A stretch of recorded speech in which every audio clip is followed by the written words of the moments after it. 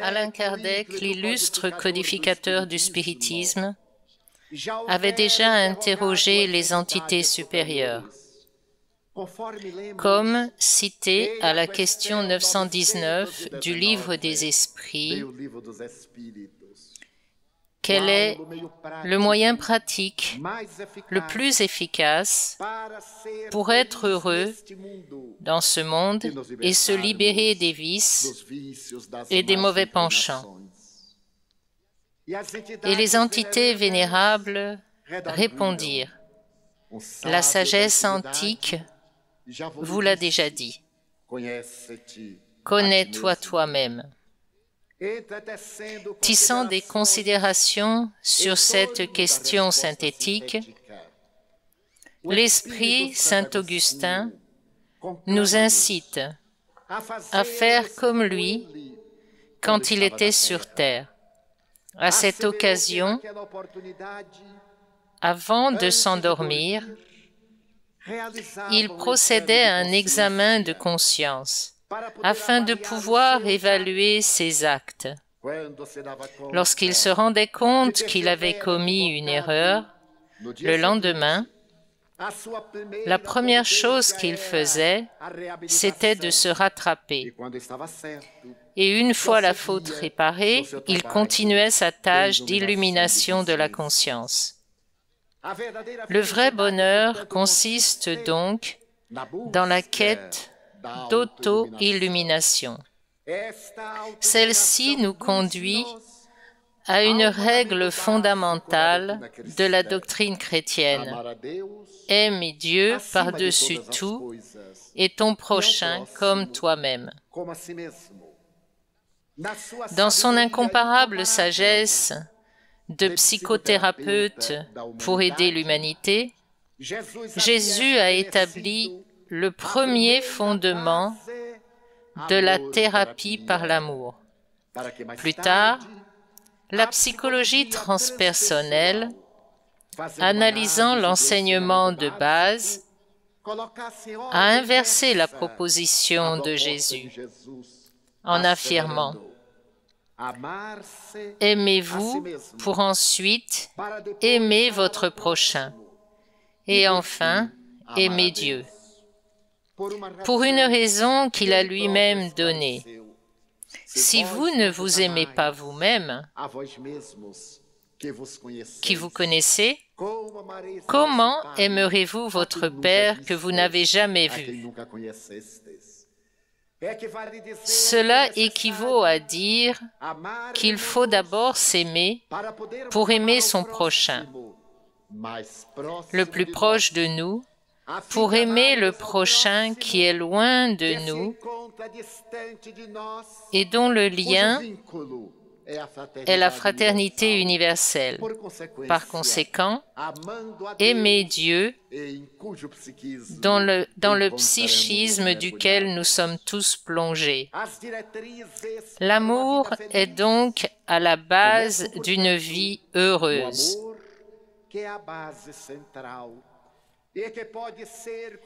Et il peut être conquis grâce à la réflexion que chacun doit faire, en se demandant: qui suis-je? Qu'est-ce que je fais ici? Pourquoi est-ce que je souffre? Quelle est donc ma destinée?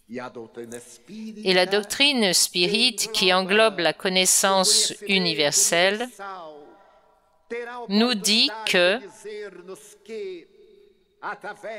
par le travail qui fait progresser, nous trouverons le bonheur.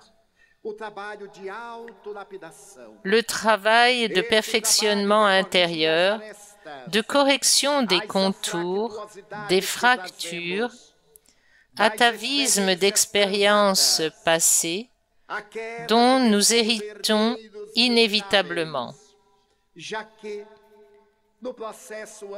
Puisque dans le processus anthropo-socio-psychologique de l'évolution, nous traversons les différents règnes de la nature depuis que ce psychisme divin s'est plongé dans l'intimité des molécules pour sommeiller pendant des millénaires Ceci afin d'épanouir la sensibilité dans le règne végétal grâce à la sève et d'avancer dans le développement d'un système nerveux embryonnaire dans le règne animal grâce à la manifestation des instincts jusqu'à atteindre la période de l'humanité quand la raison s'épanouit en nous.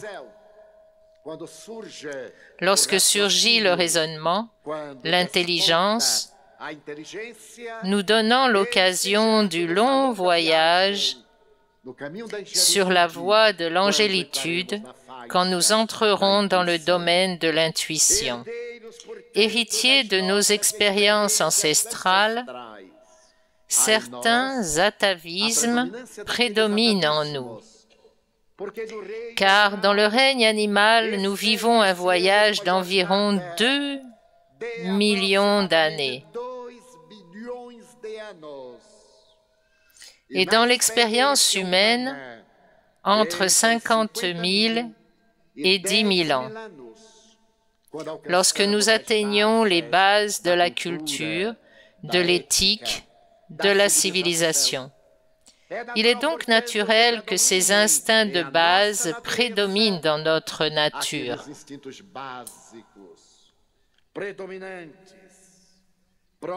Comme procréer, subsister, se reposer, manger, dormir, avoir des relations sexuelles.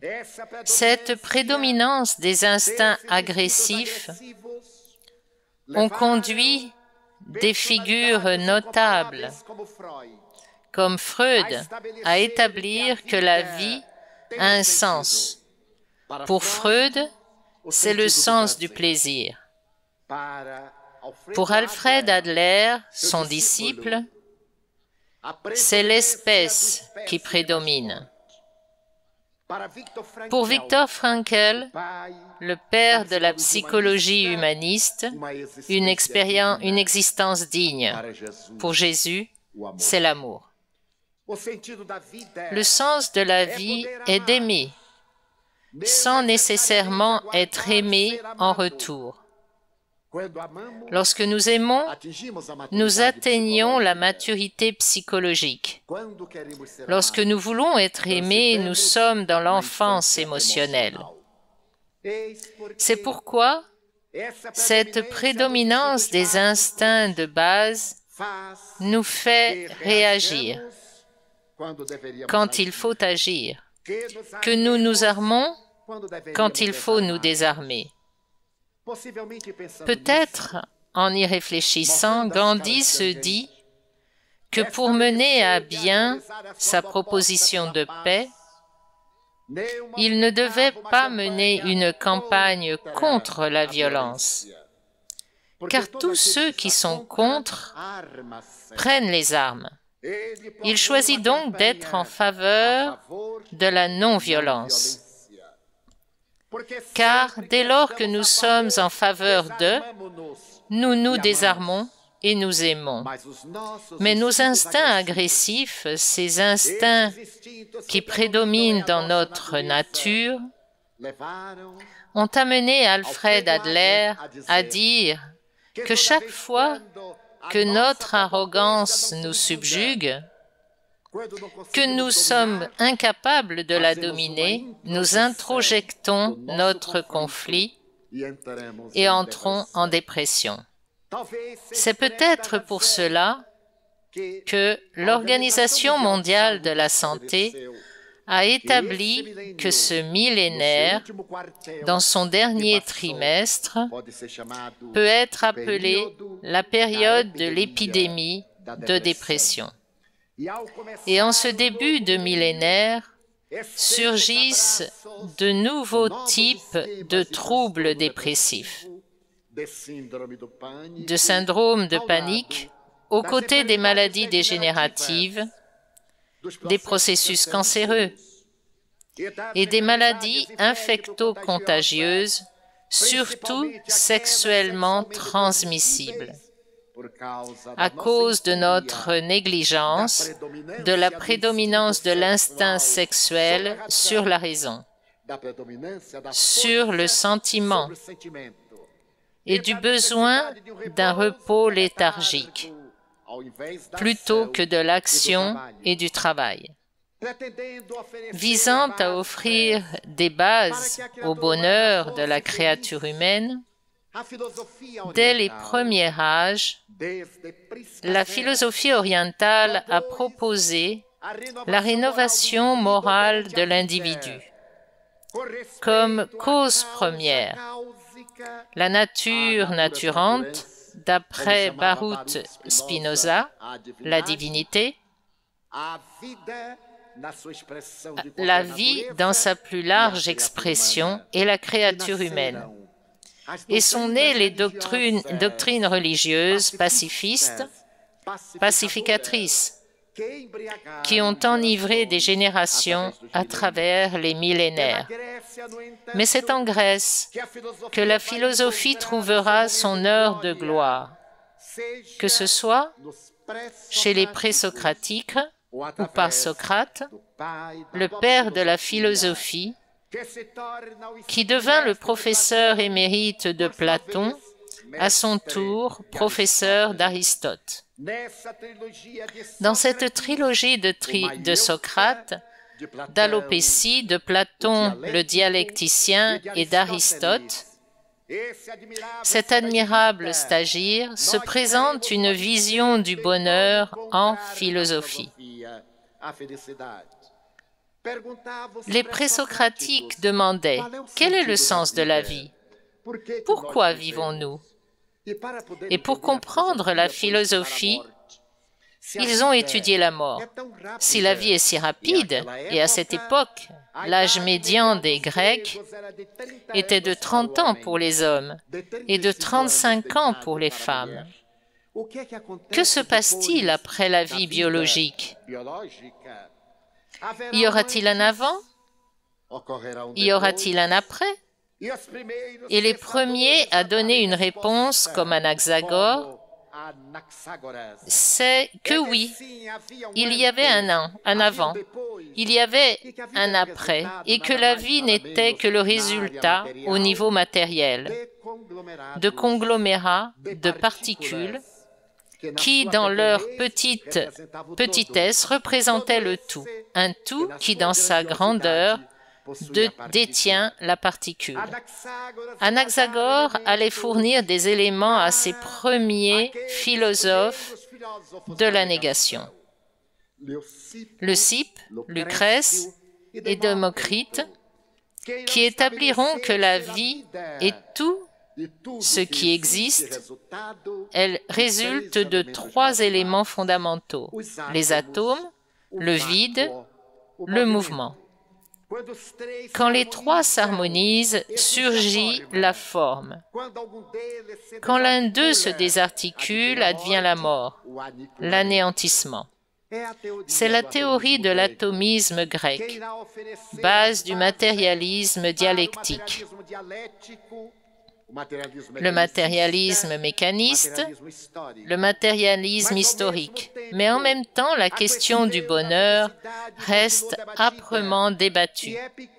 Et Épicure établit que la créature humaine vient à naître pour satisfaire ses désirs. Le bonheur et le plaisir, le chemin de la réussite mène au pouvoir. Car celui qui a, achète. Celui qui achète possède. Celui qui possède jouit. Et c'est ainsi qu'est née l'école épicurienne ou hédoniste. La vie a le sens de la beauté, qu'il faut savourer jusqu'à l'épuisement des sens. Le seul objectif qui est un sens existentiel, dit Épicure, est d'avoir. Car celui qui a peut jouir. Et sa philosophie a captivé les créatures. Alors que l'épicurisme galvanisait Athènes, les disciples du philosophe réalisèrent que posséder aidait, mais ce n'était pas tout. Car ceux qui ont achètent. Mais il est des questions, des choses qui ne s'achètent pas. Il faut les conquérir, comme l'amour. la tendresse, l'affection, la respectabilité, la fidélité. L'argent ne peut pas acheter la fidélité, car il y aura toujours quelqu'un qui pourra donner plus et la personne cédera par nécessité. Ceux qui ont peuvent assouvir leurs instincts, déclarait l'éminent maître. L'individu qui en a les moyens mange plus, a plus de relations sexuelles, il dort plus, et les épicuriens notèrent que le sexe assouvi ne fait pas le bonheur. C'est une source d'ennui et de fatigue.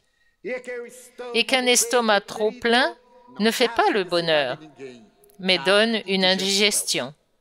Et qu'une personne qui dort beaucoup n'est pas heureuse, devient somnolente. Le bonheur ne peut pas être une frustration, passer d'un excès à une autre émotion. Ce serait comme avoir soif d'eau de mer, selon l'esprit Joanna de Angelis. Plus on en boit, plus on a soif, car elle est salée. Mais si le bonheur n'est pas d'avoir, qu'est-ce que le bonheur? Ils notèrent que beaucoup de gens étaient esclaves de ce qu'ils avaient. Au fur et à mesure qu'ils accumulent, ils deviennent esclaves et ne sont plus heureux de peur de perdre le bien qu'ils possèdent. Si le bonheur n'est pas d'avoir, alors ne rien avoir, c'est le bonheur. Diogène a dit, « Ceux qui n'ont rien ne peuvent pas être plus mal lotis qu'ils ne le sont déjà. » La seule alternative est d'être heureux. Nul n'aura une vie paisible faite de bonheur, car le bonheur n'est pas de ce monde, a écrit l'Ecclésiaste. Et Jésus, mon royaume n'est pas de ce monde. Ce qu'Allan Kardec interprète avec sagesse, si le bonheur n'est pas de ce monde, c'est parce que le royaume de Dieu n'est pas de ce monde. Or, s'il ne l'est pas ou ne le sont pas, le bonheur et le royaume commencent en ce monde. Nous devons commencer ici pour profiter des deux ensuite. C'est pourquoi la doctrine spirite considère que notre vie sur terre n'est pas punitive. Nous ne sommes pas là pour souffrir, comme disent les masochistes. La terre est une vallée de larmes, un chemin d'ombre, de douleur et d'affliction, mais aussi de sourires, de joie, d'aube enivrante de lumière, de coucher de soleil romantique et festif, de nuits étoilées, de printemps incomparable, de parfums dans l'air, de musique dans les onomatopées de la nature. Rien n'est plus beau que le rugissement de la mer, les vagues formant une écume blanche, caressant les plages avides de tendresse, le murmure de la brise, les fleurs des paysages au printemps, ces fleurs exotiques, spéciales, riches de beauté. Comme Joanna de Angelis me dit un jour, les fleurs sont des autographes que Dieu a placés dans son œuvre pour que chacun sache qu'il en est l'auteur. Si nous changeons mentalement d'attitude et recherchons l'optimisme d'une confiance absolue en Dieu, nous aurons bientôt une troisième voie pour trouver le bonheur. Et le bonheur commencera à naître dans nos vies, et notre vie deviendra heureuse. Si l'on observe la trajectoire des grands missionnaires de l'amour, il est probable qu'il y ait eu plus de moments de larmes que de sourires. Quelqu'un a écrit avec justesse à propos de Jésus.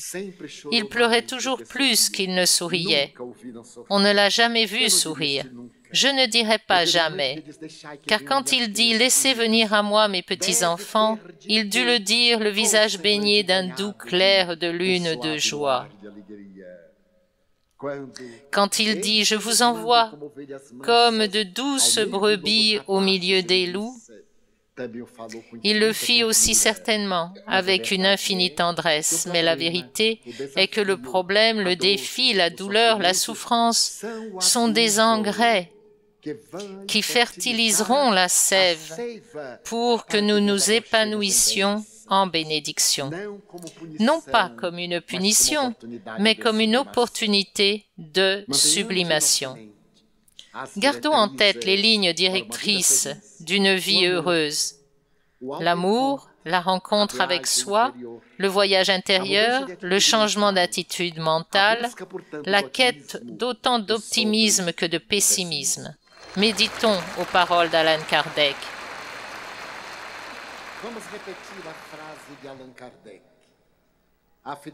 Le bonheur est directement lié au progrès qui est le fruit du travail.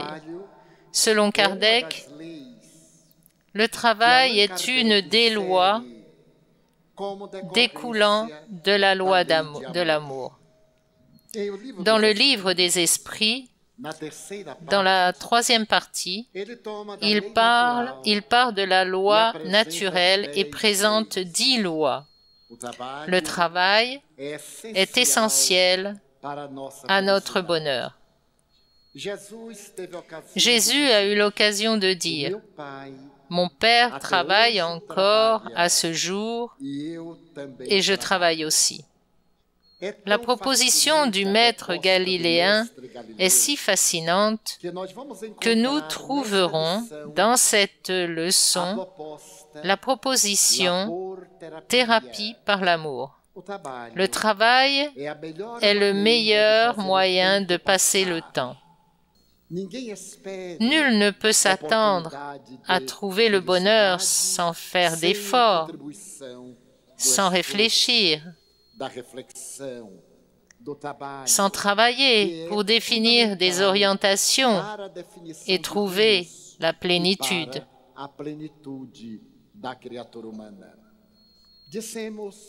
Nous avons évoqué les caractéristiques qui suscitent une vie heureuse, mais on peut aller plus loin.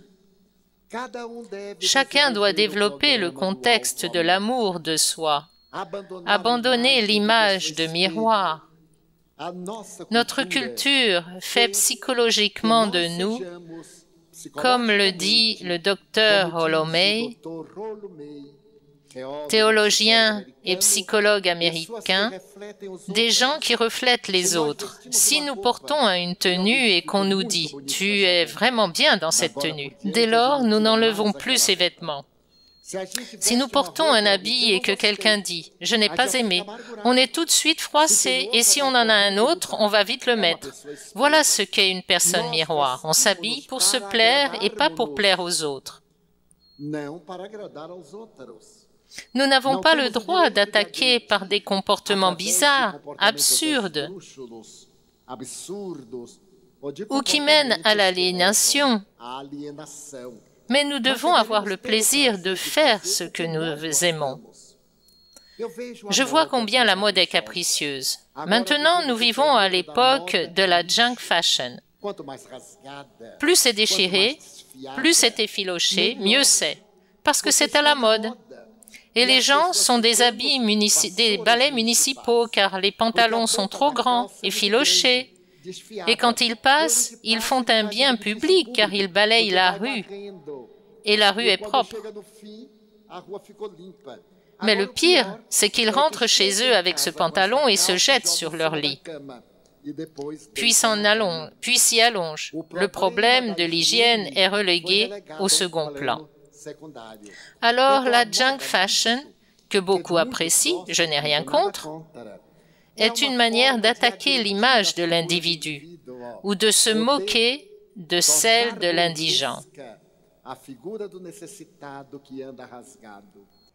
Comme il est facile d'avoir une vie heureuse, comme il est facile d'être heureux dans la vie. La proposition épicurienne d'avoir pour être heureux disparaît face à la proposition idéaliste de Socrate, être heureux.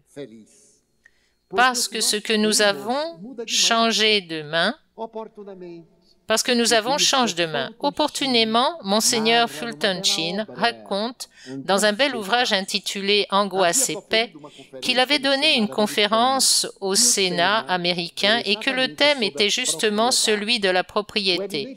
L'éminent évêque dit « Nul n'est propriétaire de quoi que ce soit sur terre.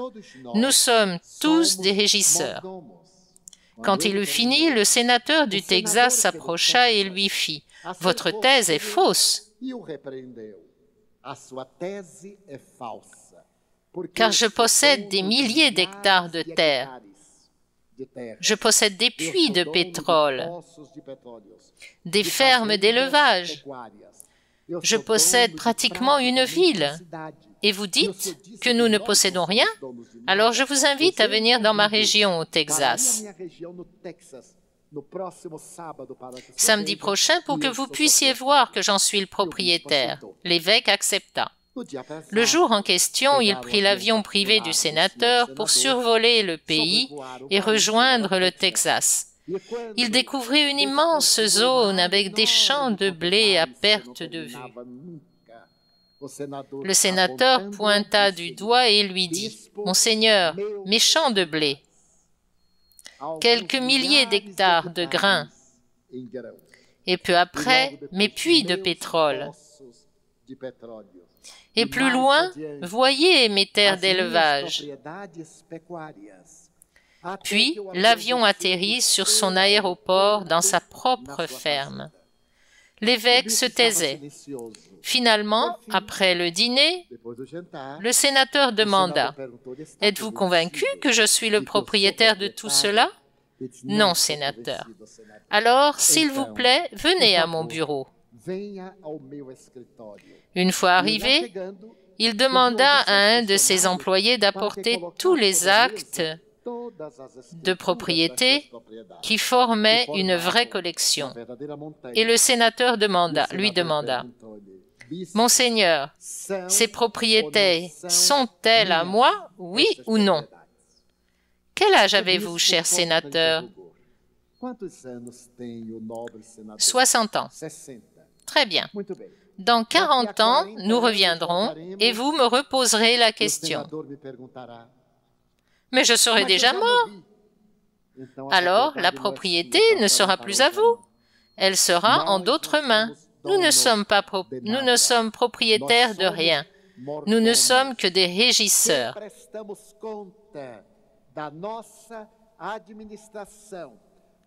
Comme l'écrivain l'apôtre Paul, nous rappelant que nous devrons rendre compte des prêts divins qui nous ont été offerts. Ce sont des opportunités dont nous profitons, que nous devons multiplier en bénédictions, pour nous transformer en instruments de progrès, pour promouvoir la société et nous promouvoir avec l'opportunité du travail. Mais ce que nous sommes et non ce que nous avons vaut en toutes circonstances. Socrate propose « Sois plus noble, sois meilleur, sois le conquérant de ton monde intime. » Sois celui qui surmonte les mauvais penchants.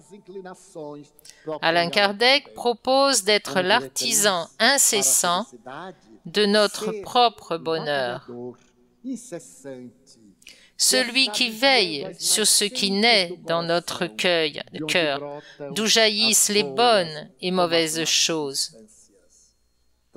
Il s'agissait d'un jeune homme idéaliste, étudiant en 5e année de médecine à l'université de Los Angeles. Déjà à cette époque, il disait à ses collègues « Quand je serai diplômé et que je pourrai agir face à des cas graves,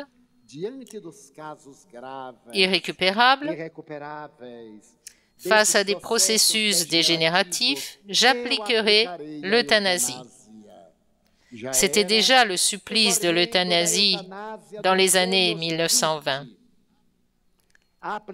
J'appliquerai l'euthanasie, car c'est la mort par miséricorde dans la dignité, comme si c'était une méthode de mourir, et non le mourir qui serait digne ou ignoble. Et ses collègues lui dirent, « Taddeo Merlin, tu n'as pas le droit. La médecine a pour tâche de prolonger la vie, de réduire les maux de la vie. Mais quand je pratiquerai légalement la médecine et que j'aurai des patients végétatifs en phase terminale que la mort n'emporte pas, je mettrai fin à leur cycle en appliquant l'euthanasie. » Les maîtres étaient scandalisés. Un jour, lors des pluies d'été, la ville de Los Angeles fut dévastée par des trombes d'eau. L'hôpital général commença à recevoir énormément de patients. Suite à des glissements de terrain, à des accidents routiers, quand, vers 17 heures, le téléphone sonna et une voix angoissée dit à l'autre bout, « S'il vous plaît, envoyez un obstétricien. Je suis ici avec une patiente qui doit accoucher mais qui n'y arrive pas. S'il vous plaît, envoyez un médecin rapidement. Elle est en train de mourir. J'essaie de la sauver depuis hier soir, mais il n'y a pas de dilatation. Elle et l'enfant vont mourir. » L'assistante sociale qui prit l'appel était abasourdie, car il n'y avait pas de salle d'attente vide, des patients dans les couloirs, des médecins et des infirmières qui couraient partout. Elle demanda un peu de patience et alla consulter la liste des médecins de garde. Et tout en bas figurait le nom du doctorant Taddeo Merlin. Elle décida de l'appeler par l'interphone et lui expliqua la situation. « Il n'y a pas de médecin disponible. Vous êtes en 5e année de médecine. Vous pourriez aider, au moins pendant que passe le pic de cette tragédie. » De bon gré, il consentit. Elle demanda l'adresse et dit à la personne de patienter. Il alla au service obstétrique, prit quelques instruments et reçut les conseils d'un spécialiste. En ambulance, il se rendit sur les lieux. C'était une banlieue d'immigrants allemands. Il y avait beaucoup de misère. Dans ce qui était déjà le célèbre Los Angeles du pétrole et du cinéma à ses débuts. Il était idéaliste, mais il était dominé par la révolte de la misère socio-économique, des drames quotidiens. Quand il arriva, des enfants misérables étaient dans l'escalier. Dans un véritable abandon social. L'immeuble tombait en ruine. Il arriva au 3e étage. Dans l'appartement plein d'enfants se trouvait une personne âgée qui s'occupait d'une femme en état de grossesse avancée, presque évanouie. La femme, qui était la sage-femme, dit « Docteur, elle doit être mourante, je ne sais plus quoi faire. J'ai aussi des enfants, mais elle est à blâmer, son mari l'a abandonnée et il a bien fait. Ils ont déjà eu 6 enfants et elle en a conçu un autre. Alors son mari lui a demandé d'avorter et elle a refusé. Le mari lui disait « Comment est-ce possible? Nous manquons de nourriture pour 8. Comment allons-nous en nourrir 9 ?» Mais elle a décidé d'avoir l'enfant. J'ai réalisé que c'était un risque pour elle. C'était un défi. Mais elle préférait mourir que tuer. Et voilà, elle va mourir d'entêtement. Elle aurait pu faire avorter ce monstre et être libre. Taddeo Merlin était d'accord, bien naturellement. Comment en arriver à une telle absurdité? Puis la femme dit, « Je vais emmener les enfants manger quelque chose en bas. » Elle descendit et il resta seul. La femme gémissait. Gémissait avec difficulté. Il la regarda et réalisa qu'il n'y avait pas vraiment de réaction utérine en cours. Il lui fit une injection. La nuit tombait. Il s'approcha de la fenêtre pour voir la ville illuminée en attendant la réaction organique. À cet instant, il ressentit l'atmosphère mystique de la soirée. Depuis son entrée à l'université, il était devenu matérialiste. Mais en cette heure, avec 2 vies en jeu, le paysage mélancolique, il se souvint de Dieu. Il se souvint de sa mère, joignant ses 2 mains et lui apprenant à prier notre Père. Alors le doctorant Tadeo Merlin ferma les yeux et dit « Mon Dieu, je sais que tu existes. Alors sauve cette femme et son fils. Ils sont si misérables. Ils méritent une chance. Je te prie de les sauver. » Plongé dans cette supplique, un délire, un paroxysme, soudain, la femme poussa un cri. Il courut et vit que la dilatation et les réactions avaient lieu. Il était stupéfait. La femme était épuisée. L'enfant était prêt pour l'accouchement.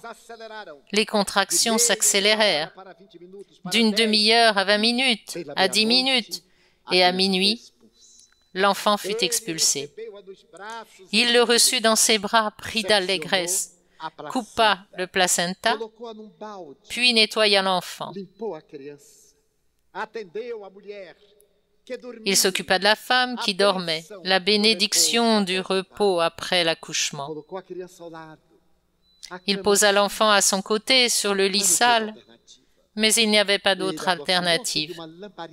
Il s'approcha d'une lampe, sortit un stylo et du papier pour faire la fiche de l'hôpital. Il calcula le poids de l'enfant, prit un mètre pour le mesurer, mais s'arrêta net. L'enfant avait le pied droit déformé. C'était un cas tératologique. Il fut révolté. Quelle horreur! Tant d'efforts pour sauver un boiteux qui ne sera que ça sur terre. Dans ce quartier misérable, on l'appellera boiteux et clopé, clampin. Il réagira, il se battra et tuera. J'ai les clés de la justice entre mes mains. Je peux le rendre heureux. Je peux arrêter cette vie misérable. Il n'y a pas de témoin. Tadeo Merlin pouvait compter sur la vieille femme qui dirait que l'enfant était mort après un accouchement difficile. Il prépara une injection et se dit « Je vais la sauver ». Il prit le bras maigre de l'enfant et alors qu'il allait appliquer l'injection qui interromprait son cycle de vie, sa conscience s'écria « Qu'est-ce que ça peut te faire s'il est paralytique, boiteux? C'est son problème, pas le tien. Tu es venu ici pour faire un accouchement et tu l'as fait. Laisse-le tranquille. » Tadeo Merlin recula de terreur, il laissa tomber l'enfant, descendit les escaliers en trombe et le lendemain, à l'hôpital, il remplit le dossier. La vie est vraiment très curieuse. Il eut son doctorat, alla vivre dans le Midwest américain et devint un célèbre pédiatre. Il se maria et au fil du temps, eut une fille qui enchantait sa vie. Sa fille se maria à son tour, fit des études de médecine et épousa un collègue qui exerçait désormais aux côtés de son beau-père. Ils vivaient très confortablement quand leur fille eut une petite fille nommée Barbara. Barbara était un de ces anges célestes venus sur terre pour le bonheur des grands-parents. Leur mission est de déséduquer les enfants que les parents éduquent, car les grands-parents pensent toujours que les parents ne savent pas éduquer. Mais quelqu'un m'a dit quelque chose de curieux. Le grand-père est le petit âne que le fils apprivoise pour que le petit-fils monte dessus. Parce que tout ce que les grands-parents refusent à leurs enfants, ils le donnent à leurs petits-enfants. Et Barbara était un ange. À ce moment-là, les parents de Barbara décidèrent de se rendre à Los Angeles pour faire des études supérieures et emmenèrent la fillette de 3 ans avec eux. Pour le docteur Tadeo, son épouse, c'était une source d'affliction. Comment vivre sans leur petite fille? Ses parents l'induiraient en erreur. Ils décidèrent de fermer la clinique et de retourner vivre à Los Angeles. Le docteur Tadeo fit construire 2 belles demeures pour lui et sa femme, pour sa fille et son mari et leur petite fille, pour être tout près et s'occuper de Barbara. Quand Barbara eut 5 ans, lors d'une de ces tempêtes estivales, sa fille et son gendre n'étaient pas rentrés. Le docteur Tadeo s'était endormi.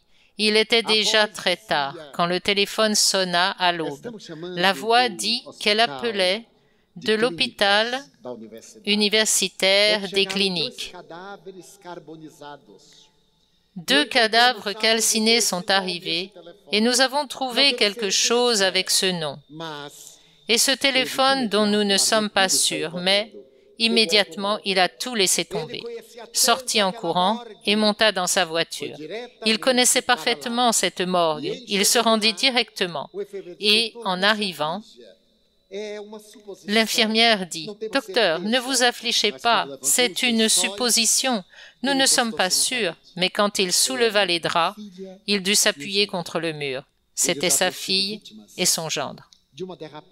Ils avaient été victimes d'un dérapage sur la route. Le véhicule était entré en collision. Avec un mur de pierre, le réservoir d'essence avait explosé et tous 2 moururent carbonisés. Dire la douleur du docteur Tadeo est impossible. Il entra dans ce que Dante Alighieri appelle la jungle sauvage de la souffrance. Maintenant, la vie était devenue plus douloureuse.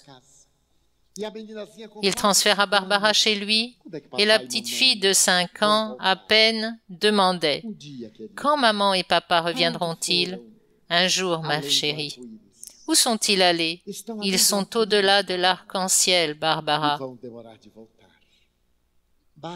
Et ils mettront du temps à revenir. Barbara pleurnichait. Comme elle avait déjà terminé la maternelle, ses grands-parents décidèrent d'offrir une garden party à tous les amis de Barbara. Ils étaient 40. Le docteur Merlin avait préparé une fête fantastique. Ce jour-là, à l'aube, Barbara gémit, se réveilla. Son grand-père trouva qu'elle avait de la fièvre. Une de ces petites fièvres qui sont la terreur de l'enfance. Il lui donna un antipyrétique. À 8 heures, Barbara était pâle, mais elle n'avait pas de fièvre. À midi, la fièvre monta à 38. Craignant qu'elle n'atteigne une convulsion à 40, il lui donna un antipyrétique plus fort. À 2 heures, Barbara avait des cernes sous les yeux, quelques marques aux articulations. Mais sa fièvre avait baissé. La fête d'anniversaire commença. Les enfants et leur mère arrivaient. Lors de ces fêtes, celles qui s'amusent le plus, ce sont les mères qui mangent.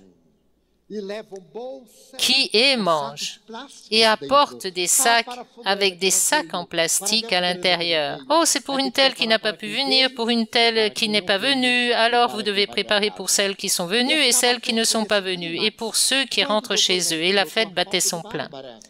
Lorsque le docteur Merlin s'aperçut que Barbara avait disparu, il sortit dans le jardin, la trouva sous une tonnelle, grelottant de froid et de fièvre.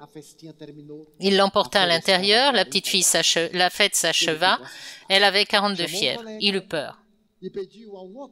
Il appela un collègue et demanda à un autre collègue de laboratoire d'effectuer des tests sanguins complémentaires pour clarifier le problème. Nouveaux antipyrétiques, quelle terrible nuit pleine d'inquiétude. À l'aube, le collègue apporta les résultats des examens. Barbara souffrait d'un virus inconnu de la médecine. Ce virus attaquait un enfant sur 1 million, et pour cette même raison, il n'était pas connu, il n'avait pas été étudié, il n'y avait pas de remède. Barbara allait mourir. C'était le diagnostic. Mourir de façon cruelle, car le virus s'était logé dans les articulations, les tendons, les muscles. Et l'enfant mourait d'asphyxie. Les poumons ne répondaient plus. Une mort douloureuse. Quand le collègue eut fini, il lui proposa l'euthanasie. Appliquez l'euthanasie. Vous ne supporterez pas la mort de votre petite fille. L'euthanasie, dit-il, tuer ma petite fille. La fonction de la médecine est de sauver. De nouveaux remèdes sont trouvés chaque jour, de nouvelles possibilités apparaissent. Je ne la tuerai pas. Ma petite fille doit vivre. Le lendemain, il voyagea pour emmener sa petite fille à la clinique Mayo, la plus célèbre au monde dans les années 1940. Le docteur Mayo en personne s'occupa de l'enfant. En moins de 48 heures, la petite avait un visage cadavérique. La pâleur, par manque de souffle, faisait qu'elle était bleutée, proche de la mort. Le docteur dit « Ramenez-la chez vous, elle n'aura plus qu'une semaine à vivre. » Mes collègues, ne me découragez pas. Nous sommes des médecins, vous savez, nous ne sommes pas Dieu. Elle se meurt. Si c'était ma petite fille, j'appliquerais l'euthanasie pour l'épargner. Mais je ne peux pas la tuer. Si je la tue, je me tue. C'est ma vie, c'est la vie de ma femme. Envoyez-moi voir un autre médecin, je suis très riche. Oui, mais nous ne pouvons rien faire. Laissez-moi me tromper. Elle se meurt, je le sais, mais je veux faire tout ce qui est à ma portée. Eh bien, il y a un médecin en Allemagne. Je vous donne son adresse. Je lui envoie un télégramme. Le docteur Merlin y alla avec sa femme et sa petite fille. Une fois arrivé à Hambourg, le collègue dit « Mais pourquoi l'avoir amenée? Elle est en train de mourir. Il n'y a pas de remède. Cela fait 10 ans que je chasse ce terrible virus. Et je n'arrive plus à rien.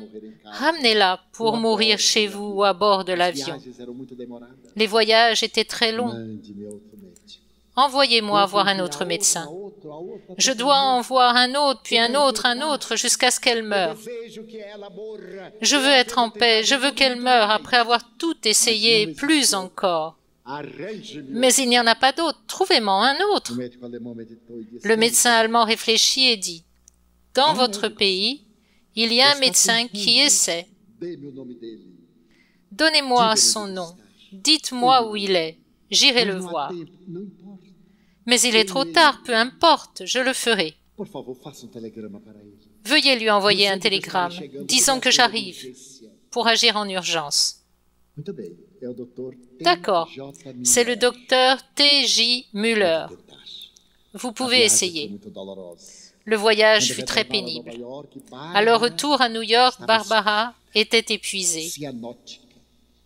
On pouvait noter aux articulations enflées les douleurs qu'elle affligeait à l'âme de ses grands-parents.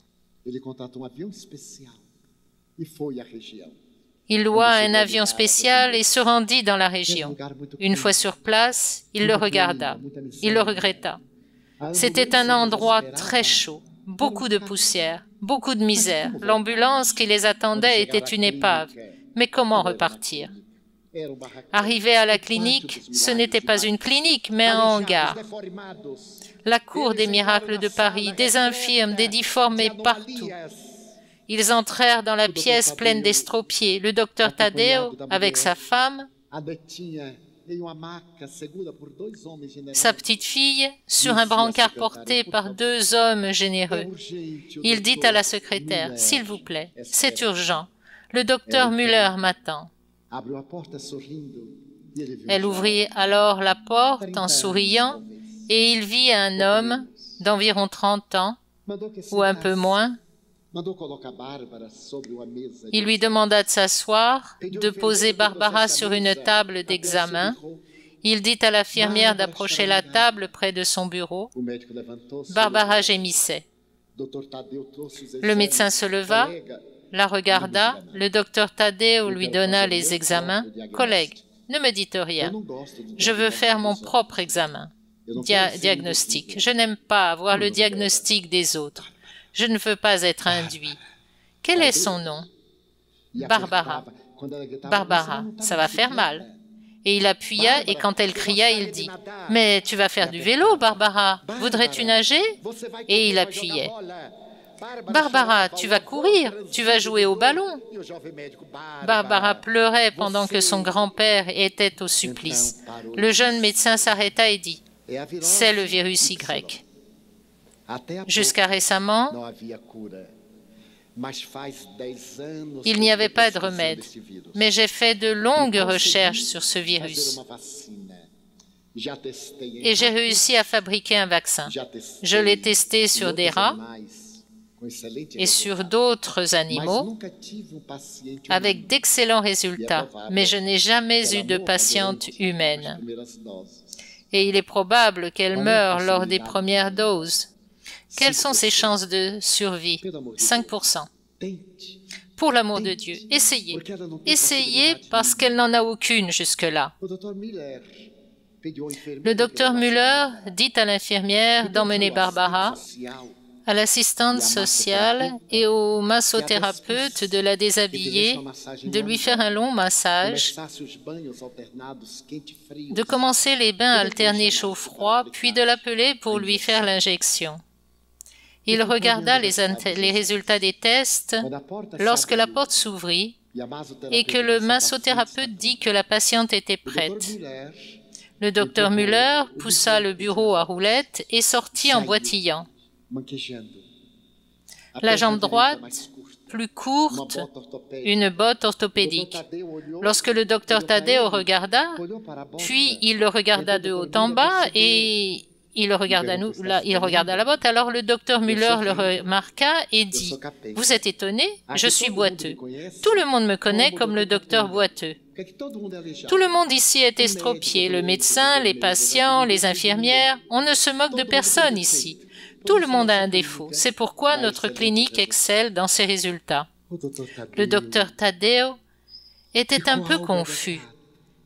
Et le jeune Müller dit « Mon histoire est congénitale.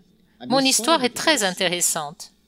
Je suis né à Los Angeles. Je suis le 7e enfant d'une émigrée allemande. Papa voulait que ma mère se fasse avorter, mais elle a dit non. Elle préférait mourir, mais n'avorterait pas. Comme j'avais du mal à naître à cause de la pauvreté, à cause de la faiblesse organique de maman, notre sage-femme a appelé l'hôpital, qui a envoyé un médecin extraordinaire, avec une capacité inhabituelle. Il a sauvé la vie de maman et la mienne à cette occasion. Maman était si reconnaissante qu'une semaine après, elle est allée à l'hôpital pour savoir qui était le médecin, mais l'éthique ne le permet pas. Elle a supplié l'assistante sociale en évoquant le fait et l'assistante sociale dit « Madame, je ne peux pas dire son nom. S'il vous plaît, j'ai une dette envers lui. Il m'a sauvé la vie et celle de mon fils. Voyez comme il est beau. » L'assistante sociale fut émue. « Quel est votre nom? Votre adresse? » Le jour de l'accouchement, elle sortit le dossier médical du placard et dit « Écoutez, je ne peux rien dire, mais je le laisse ici sur le comptoir et je vais boire de l'eau. Quoi que vous fassiez, je n'y suis pour rien. » Et elle partit boire de l'eau. Alors maman a regardé, vous savez comment sont les femmes. Et elle m'a donné son nom, mais j'ai trop honte de son nom trop pompeux. Je m'appelle Taddeo Johann Müller, en l'honneur de papa. Mais je préfère que tout le monde m'appelle le docteur Boiteux.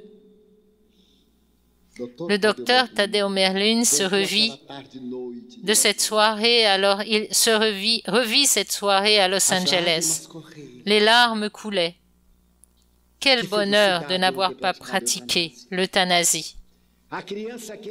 L'enfant qu'il allait tuer parce qu'il était boiteux était celui qui allait sauver sa petite fille. Aujourd'hui, c'était ce boiteux. Alors le docteur Müller demanda, « Vous êtes ému ?»« Vraiment, car il vaut mieux être boiteux qu'être aveugle, comme je l'ai toujours été. » Le docteur Müller entra et commença le traitement de la petite. 2 mois plus tard, Barbara était guérie. C'est ainsi que le docteur Tadeo Johann Müller a créé un vaccin et en a fini avec le virus inconnu qui fauchait des vies.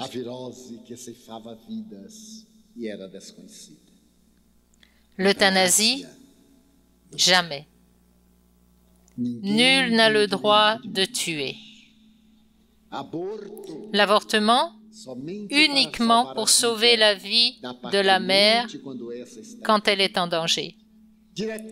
Pour trouver le bonheur, ne faites le mal en aucune circonstance. Rien ne le justifie. Certains disent, le patient souffre trop, abrégeons ses heures. Saint Louis, dans un message monumental de l'Évangile selon le spiritisme, parle du mal et du remède.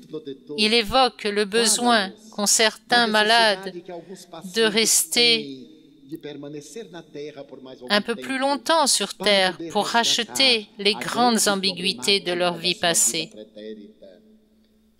Vivre est l'occasion bénie de notre progrès. C'est pourquoi la doctrine spirite prône la peine de perpétuité, jamais la peine de mort. Quels critères nous permettent de choisir entre la mort de Schiavo, de l'euthanasie, et l'option de sa sainteté le pape Jean-Paul II? Je préfère rester chez moi pour mourir dignement. Chico Xavier a demandé à son médecin et à ses amis, au moment presque in extremis, « S'il vous plaît, ne m'entubez pas, ne m'emmenez pas aux soins intensifs pour prolonger une vie végétative. » Notez que ce n'est pas de l'euthanasie, mais lorsque le patient est secouru, nul n'a le droit de l'interrompre, car la vie va se terminer. Comment faire pour avoir une vie heureuse? Ne pas avoir de culpabilité dans notre champ mental. Mais si par hasard vous avez commis un avortement quand vous étiez jeune, vous avez fait une erreur à telle ou telle occasion et que votre conscience le rappelle, réhabilitez-vous par le critère de l'amour. Faites le bien que vous pouvez.